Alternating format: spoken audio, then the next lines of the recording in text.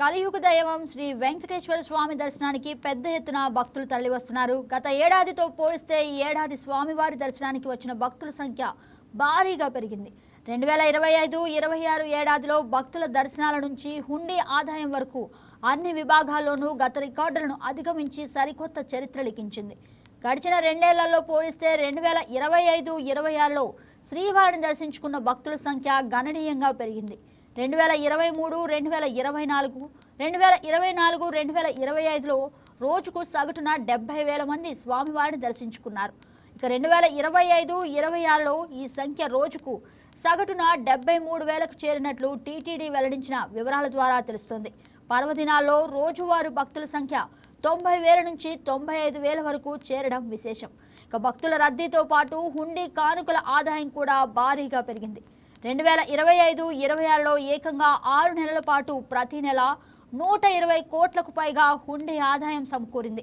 మొత్తం మీద ఈ ఏడాది హుండీ ఆదాయం 1,420 కోట్లు దాటింది. వసతి గదుల కేటాయింపు ద్వారా ఆదాయం 133 కోట్ల నుంచి 141 కోట్లకు పెరిగింది.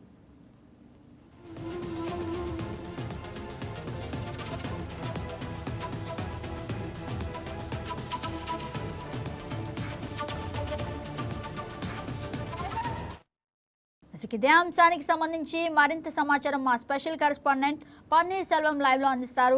గుడ్ మార్నింగ్ సెల్వం, చెప్పండి. గుడ్ మార్నింగ్ ఏదైనా ఏదైతే చూసుకుంటే తిరుమల కలియుగ ప్రత్యక్ష దైవం వెంకటేశ్వర స్వామి ఇటు రికార్డులు పర్వం కొనసాగిస్తున్నది కూడా మనకు తెలుస్తుంది. మొన్నటి రోజున లడ్డూలు భారీ స్థాయిలో కూడా విక్రయించినట్టు కూడా ఇటు ఒక రికార్డు స్థాయిలో కూడా విక్రయించినట్టు మనకు తెలుస్తుంది. ఈ ఘటన మరొకటి ఏదైతే స్వామివారిని దర్శించుకునే భక్తుల సంఖ్యలో కావచ్చు, అదేవిధంగా భక్తులు సమర్పించేటువంటి కానుకలు విషయంలో కావచ్చు, ఇవి కూడా రికార్డు స్థాయిలో కూడా స్వామివారికి అందిందని కూడా మనం ప్రధానంగా చెప్పుకోవాలి. ఇక విషయానికి వస్తే 2025-26 ఆర్థిక సంవత్సరంలో కూడా అపూర్వమైన రికార్డులను కూడా టీటీడీ సృష్టించిందని మనం చెప్పుకోవచ్చు. గత రికార్డులన్నింటినీ కూడా తిరగరాస్తూ ఇటు భక్తుల దర్శనాల సంఖ్యలోనూ ఇటు ఆదాయం పరంగానూ సరికొత్త మైలుగాలను కూడా అధిగమించిందని కూడా మనం ప్రధానంగా చెప్పుకోవచ్చు.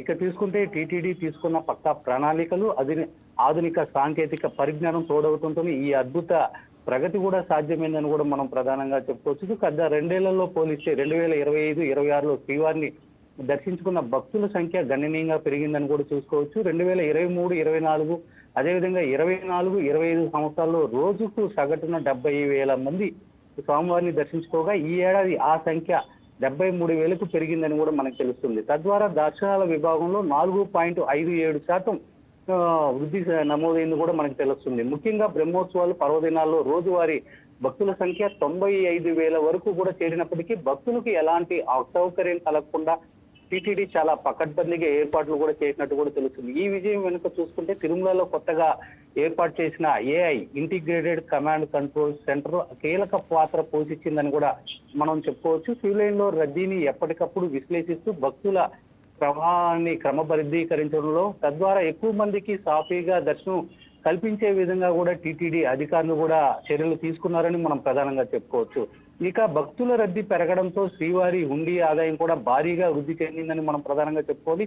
గతంలో కేవలం రద్దీ ఎక్కువగా ఉంటే సీజన్ లో మాత్రమే నెలకు 120 కోట్లకు పైగా ఆదాయం వచ్చేది. కానీ 2025-26 ఏకంగా 6 నెలల పాటు ప్రతి నెల కూడా చూసుకుంటే 126 కోట్లకు మించి ఆదాయం లభించడం ఇక్కడ ప్రధానంగా చెప్పుకోవచ్చు. ఈ ఏడాది మొత్తం హుండీ ఆదాయం ద్వారా కూడా 1,420 కోట్లు మార్కును దాటి చరిత్ర సృష్టించిందని కూడా మనం చెప్పుకోవచ్చు. ఇటు హుండీ ఆదాయంతో పాటు ఇటు వసతి గదుల కేటాయింపు ద్వారా వచ్చే ఆదాయం కూడా పెరిగిందని చెప్పుకోవచ్చు. వసతి వ్యవస్థలు తీసుకొచ్చిన పారదర్శక మార్పుల వల్ల గత ఏడాది 133 కోట్లు రాగా ఈ ఏడాది 141 కోట్లకు చేరిందని చెప్పి కూడా టీటీడీ వెల్లడించినటువంటి పరిస్థితి. దీనికి ప్రధానంగా చూసుకుంటే అయితే ఈ మధ్య కాలంలో సంబంధించి కూడా కూటమి ప్రభుత్వం వచ్చాక కూడా ప్రత్యేక ఏర్పాట్లను కూడా టీటీడీలో కూడా తీసుకొచ్చింది. వచ్చేటువంటి భక్తులకు కూడా ఎక్కడ ఎలాంటి ఇబ్బందులు తలెత్తకుండా ప్రతి ఒక్కరు కూడా సాఫీగా దర్శనం కల్పించే విధంగా టీటీడీ ప్రత్యేక ప్రణాళికలు చేపట్టింది.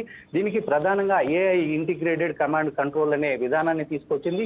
దీని ద్వారా కూడా భక్తులు ఎంతమంది దర్శించుకున్నారు అంటే గతంలో చూసుకుంటే భక్తులు టూకీగా ఇంతమంది దర్శించుకున్నారనే ఒక వార్త మాత్రమే వచ్చేది. కాకపోతే ఈ AI టెక్నాలజీ ద్వారా పిన్ టు పిన్ ఎంతమంది లోపలికి వెళ్ళారు, ఎంతమంది తిరిగి బయటకు వచ్చారు అనే దాన్ని కూడా గణనీయంగా లెక్కలు తీసుకుంటూ కూడా ఇటు ఈ ఏడాది అంటే 2025-26 ఆర్థిక సంవత్సరానికి సంబంధించి కూడా చూసుకుంటే భారీగా కూడా ఇటు స్వామివారిని దర్శించుకున్నారు. అదేవిధంగా భారీగా కూడా స్వామివారికి ముడుపులు చెల్లించుకున్నారని తెలుస్తుంది. మరోపక్క గత 2 రోజులకు ముందే సంబంధించి కూడా 13 కోట్లకు పైగా కూడా లడ్డూలు విక్రయించి టీటీడీ గత చరిత్రనంతా కూడా తిరగరాసిందని కూడా చెప్పుకోవాలి. అదేవిధంగా ఇప్పుడు దక్షిణంలో కావచ్చు, అదేవిధంగా ముడుపుల్లో కూడా గత రికార్డులను కూడా బదులు కొట్టి వెంకటేశ్వర స్వామి కలియుగ ప్రత్యక్ష దైవం కూడా ఇటు ఇప్పుడు ప్రస్తుతం వార్తల్లో నిలుస్తున్నారని కూడా మనం ప్రధానంగా చెప్పుకోవచ్చు గగన.